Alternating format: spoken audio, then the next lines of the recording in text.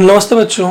आज हम जिस टॉपिक के बारे में बात करने जा रहे हैं वह टॉपिक बहुत ही ज़्यादा पेपर के लिए इम्पोर्टेंट है, लेकिन इसे समझने के लिए हमें सबसे पहले कुछ एक्टिविटीज़ हैं जो या तो अपने घर में करके देखनी है या आप पहले से उस चीज़ के बारे में जानते होंगे। जैसे यदि आपने कभी गौर किया हो कि अगर हमारे पास चीनी और मिट्टी, चीनी के बदले आप नमक भी ले सकते हैं या मिट्टी, इनको आपस में तुलना करेंगे जब आप, तो आप पाओगे कि मिट्टी का रंग, आकार जो है हर एक कण का वह अलग अलग है, जबकि अगर हम उसी की तुलना में बात करें चीनी या नमक की, इसमें रंग, आकार जो है वह सभी कणों के एक समान है। ऐसे में हमारे पास पदार्थ के दो रूप आते हैं, जिसमें पहला रूप शुद्ध और दूसरा अशुद्ध आता है। तो अगर हम द्रव्य की बात करें तो इसके दो रूप होंगे, जिसमें कि पहला शुद्ध और दूसरा अशुद्ध।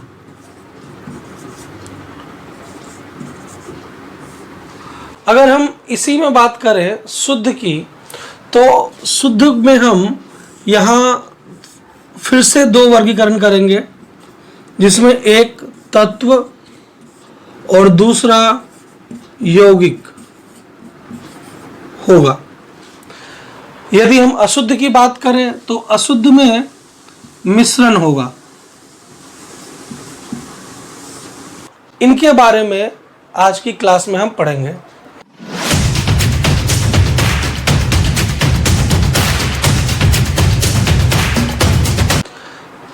तो शुरू करते हैं, एक एक कर इन सभी चीज़ों के बारे में जानते हैं।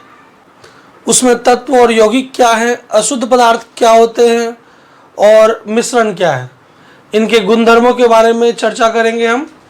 तो आइए शुरू करते हैं सबसे पहले शुद्ध पदार्थ के बारे में। तो आइए अब हम बात करते हैं शुद्ध पदार्थ के बारे में कि शुद्ध पदार्थ क्या होता है और उसके साथ साथ उनके कुछ गुणों के बारे में जानेंगे। तो जैसा कि आप देख सकते हैं कि शुद्ध पदार्थ के यदि हम कणों की बात करें, तो जैसे कि हमने उदाहरण के लिए आपको बताया था कि आप चीनी या नमक के कणों को आप अपने घर में भी अनुभव कर सकते हैं, देख सकते हैं। तो उसके रंग, उनके कणों के रंग, आकार और उनके अमाप यानी कलर, शेप और साइज वह समान होंगे।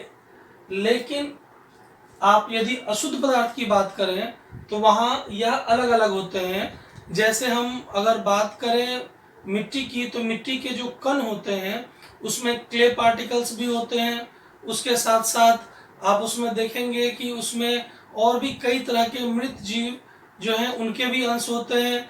तो ऐसे घास होता है उसके अंदर, तो आप पाओगे कि उसके में जितने भी कण हैं, ज़्यादातर कण एक दूसरे से बिल्कुल ही भिन्न हैं। जबकि शुद्ध पदार्थ में आप देख पाओगे कि सभी कण एक जैसे हैं और यह आप अनुभव कर सकते हैं। तो सबसे पहले हम देखेंगे कि शुद्ध पदार्थ क्या होते हैं। तो देखिए, शुद्ध पदार्थ के बारे में यहाँ पे सबसे पहले परिभाषा बताई गई है कि शुद्ध पदार्थ वह पदार्थ है जो केवल एक प्रकार के कण, यहाँ ध्यान दीजिएगा कि वह केवल एक प्रकार के कण जो होते हैं उनसे बने होते हैं। ये कण अणु या परमाणु हो सकते हैं। उदाहरण के लिए आप गंधक के बारे में बात कर सकते हैं। गंधक को हम सल्फर कहते हैं। आप जल के बारे में भी बात कर सकते हैं। जैसा कि मैंने शुरुआत में ही आपको बताया था कि जो शुद्ध पदार्थ होते हैं वह तत्व भी हो सकते हैं और यौगिक भी हो सकते हैं, दोनों ही हो सकते हैं। तो जो गंधक है यानी सल्फर है, यह तत्व का उदाहरण है, जबकि जल जो है वह यौगिक का उदाहरण है, क्योंकि इसमें हाइड्रोजन और ऑक्सीजन का एक निश्चित अनुपात जो है वह होता है। यदि हम बात करें, सभी तत्व और यौगिक शुद्ध पदार्थ हैं, जैसा कि मैंने अभी अभी आपको बताया ही, तत्व और यौगिक जो होंगे वह शुद्ध पदार्थ होंगे। और तत्व के उदाहरण के लिए आप देख सकते हैं यहाँ हाइड्रोजन या ऑक्सीजन, और भी कई हो सकते हैं। उसी तरह यौगिक के यदि हम उदाहरण की बात करें तो जल, सोडियम हाइड्रोक्साइड, ये उदाहरण है, और भी आप कई उदाहरण इसमें ले सकते हैं। फिटकरी का भी उदाहरण आप इसमें ले सकते हैं। यदि हम इनके गुणधर्मों की बात करें, इनके प्रॉपर्टीज की बात करें, तो यहाँ पे देखिए मैंने अलग से कुछ प्रॉपर्टीज आपको यहाँ बताई हुई हैं। आप यहाँ देख सकते हैं कि शुद्ध पदार्थ अपने द्रव्यमान भर में समांगी होते हैं। भौतिक रूप में जो जल दिखता है उसमें आपको हाइड्रोजन और ऑक्सीजन ये दोनों अलग अलग नहीं दिखते, ये दोनों एक साथ मिलते हैं एक निश्चित अनुपात में तो जल बनता है और आपको वो जल दिखता है। तो यह समांगी मिश्रण है, यह समांगी होते हैं। उसके साथ साथ यदि हम बात करें शुद्ध पदार्थ किसी भी भौतिक प्रक्रम से, ध्यान रखिएगा यहाँ केवल भौतिक प्रक्रम की बात की गई है, रासायनिक की नहीं।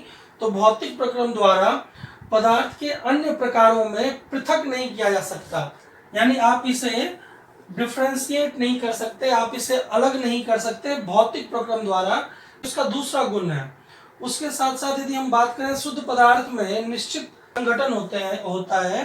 तो यदि शुद्ध पदार्थ में संगठकों की बात करें तो जैसे हम उदाहरण के लिए अगर यौगिक ले लें, तो इस यौगिक में यदि हम जल का उदाहरण लेते हैं तो जल में मैंने जैसा कि आपको बताया कि इसमें हाइड्रोजन और ऑक्सीजन इन दोनों की मात्राएं निश्चित होती है। जैसा कि आपको पता होगा कि जो जल है उसका फॉर्मूला H2O होता है। तो आप यहाँ देख सकते हैं कि यह 2:1 में निश्चित रूप से मिला हुआ होता है और ये जो अनुपात होता है यह फिक्स है, ये बदलती नहीं है।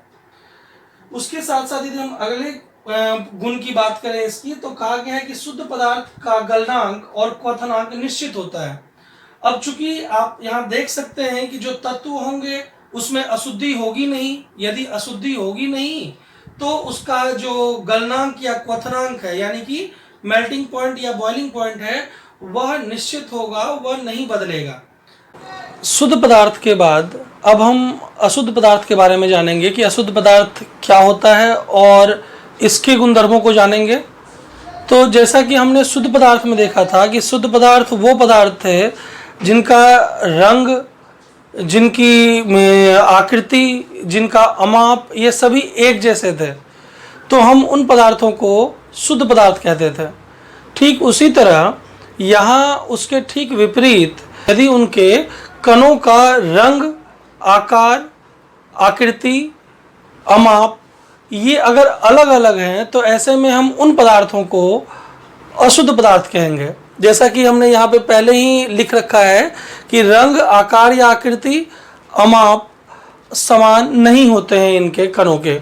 हम अशुद्ध पदार्थ की बात करें तो अगर आप याद करो शुद्ध पदार्थ की परिभाषा, तो उसमें था कि यह एक ही प्रकार के कणों से मिलकर बना हुआ होता है। लेकिन यहाँ पर आपको याद रखना है कि यह दो या दो से अधिक प्रकार के कणों से मिलकर बना होता है।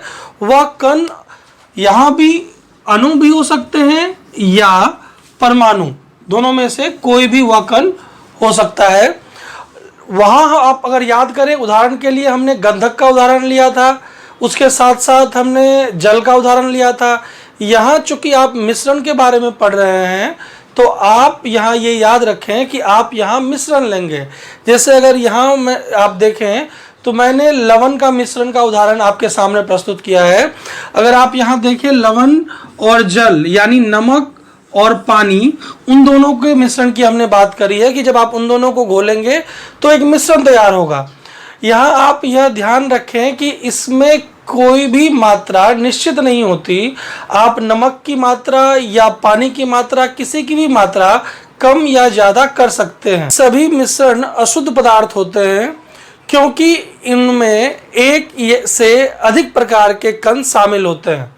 आप यहाँ देखें कि जल और नमक दोनों को मिक्स करके ये बनाया गया था। ऐसे ही आप शुगर सिरप की बात कर सकते हैं, आप चीनी वाले पानी की बात कर सकते हैं, तो उसमें भी आप उसका उदाहरण यहाँ पर बता सकते हैं। जैसे मैंने यहाँ नमक और जल का लिया है, आप चीनी और जल का उदाहरण ले सकते हैं। ये अशुद्ध पदार्थ के ये 4 गुणधर्म हैं, जिनमें पहला अगर आप देखें तो कहा गया है कि मिश्रण समांगी अथवा असमांगी हो सकते हैं। आप याद करें तो शुद्ध पदार्थ में यह केवल समांगी था, लेकिन यहाँ समांगी या असमांगी दोनों हो सकते हैं। समांगी भी हो सकता है और असमांगी भी हो सकता है। समांगी होमोजेनियस मिक्सचर होते हैं और ये हेट्रोजेनियस होते हैं। अगर आप मिश्रण की बात करें तो मिश्रण को भौतिक प्रक्रम द्वारा, मिश्रण को यदि आप यहां देखें तो मिश्रण को भौतिक प्रक्रम द्वारा पदार्थ के अन्य प्रकारों में पृथक किया जा सकता है, जबकि शुद्ध पदार्थ में अगर आप याद करें तो वहां इन्हें भौतिक प्रक्रम से हम अलग नहीं कर सकते थे। ठीक उसी तरह मिश्रण का निश्चित संघटक नहीं होता है, जबकि अगर आप याद करें शुद्ध पदार्थों की बात करें तो शुद्ध पदार्थ में मिश्रण के निश्चित संघटक थे। जैसे अगर हमने जल का उदाहरण लिया था कि जल में हाइड्रोजन और ऑक्सीजन 2:1 में होते हैं, तो वह एक निश्चित अनुपात था। लेकिन यहाँ पर अगर आप इन घोलों की बात करें जो हमने यहाँ लिए हुए हैं, चाहे हम नमकीन पानी लें या हम लवण युक्त पानी लें, तो उनमें अगर आप बात करें, इन मिश्रणों की बात करें, तो उसमें लवण या जल की मात्रा निश्चित नहीं होती। वह आपके ऊपर है कि आप कितनी मात्रा जल की लेते हैं और कितनी मात्रा आप उसमें नमक की या शर्करा यानी चीनी की लेते हैं। ठीक उसी तरह से अगर आप देखें मिश्रण का गलनांक और क्वथनांक निश्चित नहीं होता। वहाँ पे चूंकि अशुद्धि नहीं थी, तो अशुद्धि नहीं होने के कारण वहाँ पे सभी कण एक जैसे थे, उनकी आकृति एक जैसी थी, उनका माप यानी साइज, शेप और कलर ये सारे एक जैसे थे, अशुद्धि नहीं थी। इस वजह से वहाँ पर जो गलनांक और क्वथनांक था वो निश्चित था। लेकिन यहाँ पर गलनांक क्वथनांक निश्चित नहीं है। किस किस तरह की आप अशुद्धि उसमें ले रहे हैं, इन सभी चीज़ों पर निर्भर करता है कि उसका गलनांक क्वथनांक ज़्यादा होगा या कम होगा।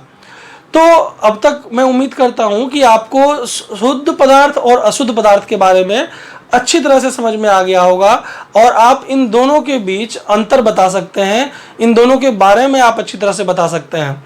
अब शुद्ध और अशुद्ध पदार्थ को अच्छी तरह से जान लेने के बाद आप ये जान लें कि गुणधर्मों के आधार पर, चूंकि हमने ये जो बात की है ये उनके गुणधर्म थे, प्रॉपर्टीज थी उनकी, तो इन गुण धर्मों के आधार पर जितने भी पदार्थ हैं उनका वर्गीकरण 3 वर्गों में किया जाता है। यहाँ पे आप देख सकते हैं कि उनका वर्गीकरण 3 भागों में किया जाता है। पहला तत्व, दूसरा यौगिक और तीसरा मिश्रण। तो अब हम तत्व, यौगिक और मिश्रण के बारे में जानेंगे कि ये क्या होते हैं।